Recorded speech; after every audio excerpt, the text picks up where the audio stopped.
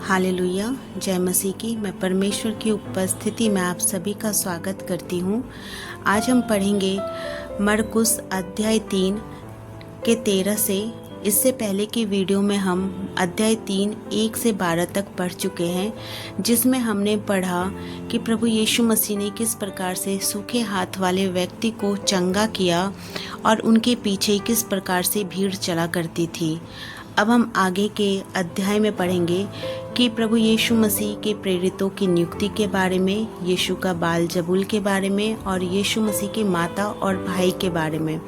तो आप इस वीडियो में बने रहें। तो चलिए हम स्टार्ट करते हैं बाइबल रीडिंग, जिसमें हम पढ़ेंगे 12 प्रेरितों की नियुक्ति के बारे में।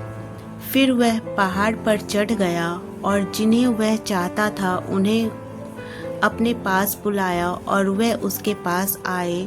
तब उसने 12 पुरुषों की नियुक्ति किया कि वे उसके साथ साथ रहे और वह उन्हें भेजे कि वे प्रचार करें और दुष्ट आत्माओं को निकालने का अधिकार रखें। वे ये थे: शामोन, जिसका नाम उसने पतरस रखा, और जबदी का पुत्र याकूब, और याकूब का भाई यूहन्ना, जिसका नाम उसने बुअनिर्गिस अर्थात गर्जन के पुत्र रखा, और अंद्रियास और फिलिपुस और बरतुल्मै और मती और थोमा और हलफई का पुत्र याकूब और तदै और सामोन कनानी और यहूदा इस्करियोती, जिसने उसे पकड़वा भी दिया। हालेलुया। अब हम पढ़ेंगे प्रभु यीशु मसीह और बाल जबूल के बारे में। तब वह घर में आया और ऐसी भीड़ इकट्ठी हो गई कि वे रोटी भी ना खा सके।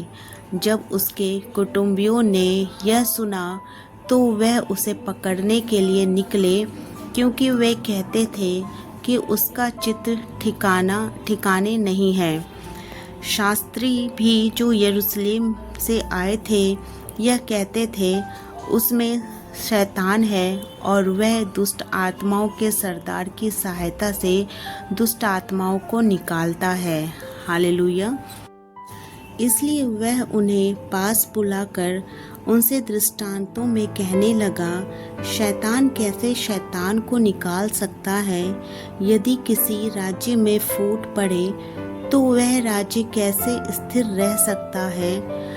और यदि किसी घर में फूट पड़े तो वह घर कैसे स्थिर रह सकेगा? इसलिए यदि शैतान अपना ही विरोधी होकर अपने में फूट डाले तो वह कैसे बना रह सकता है? उसका तो अंत ही हो जाता।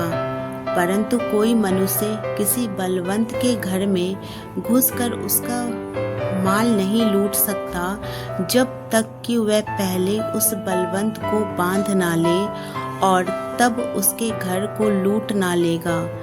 मैं तुमसे सच कहता हूँ कि मनुष्य की संतान के सब पाप और निंदा जो वे करते हैं क्षमा की जाएगी, परंतु जो कोई पवित्र आत्मा के विरोध निंदा करे वह कभी भी क्षमा ना किया जाएगा, वरन वह अनंत पाप का अपराधी ठहरता है, क्योंकि वे यह कहते थे कि उसमें अशुद्ध आत्मा है।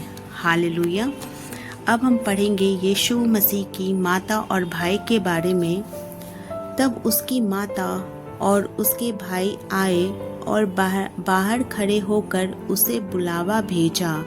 भीड़ उसके आसपास बैठी थी और उन्होंने उससे कहा, देख, तेरी माता और तेरे भाई बाहर तुझे ढूंढते हैं। उसने उन्हें उत्तर दिया, मेरी माता और मेरे भाई कौन है?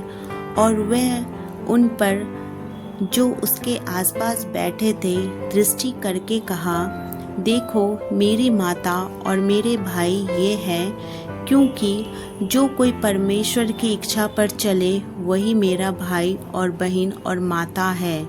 हालेलुया। परमेश्वर इस वचन के पढ़े जाने एवं सुने जाने पे आप सभी को बहुतायत से आशीष दे। आमीन।